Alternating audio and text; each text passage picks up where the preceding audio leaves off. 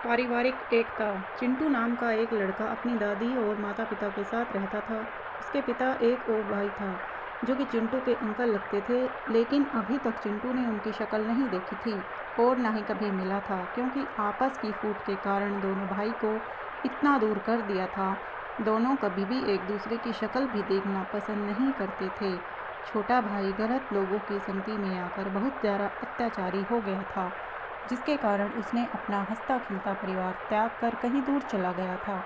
लेकिन चिंटू के घर के पास ही एक परिवार रहता था, जिसमें एक आदमी के 5 बेटे और उन पांचों के भाइयों के लड़के सभी एक दूसरे के से मिलजुल कर रहते थे।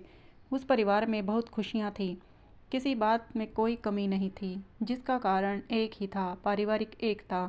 चिंटू उस परिवार को देखकर अपने परिवार के बारे में सोचता रहता था।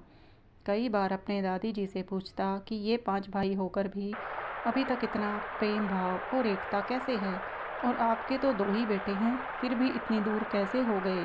दादी जी उनकी बात हर बार टाल देती थी, लेकिन अब की बार चिंटू ने ज़िद कर ली तो दादी जी को बताना पड़ा।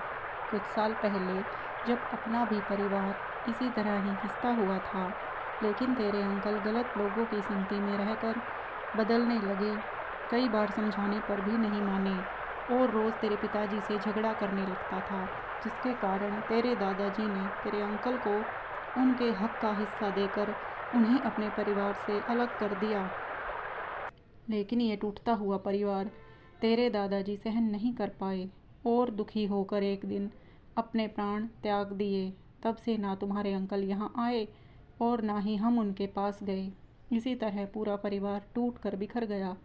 उनके परिवार के इतने सुखी होने का यही कारण है कि उनके अंदर सहनशीलता और एकता है, और आपसी की एकता बड़े से बड़े चट्टान को भी तोड़ देती है।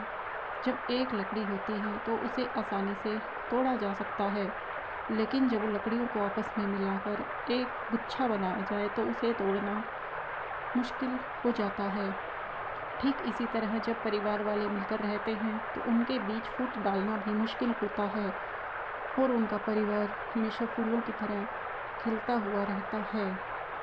फ्रेंड्स, कहानी पसंद आए तो लाइक, शेयर और चैनल को सब्सक्राइब ज़रूर करें। धन्यवाद।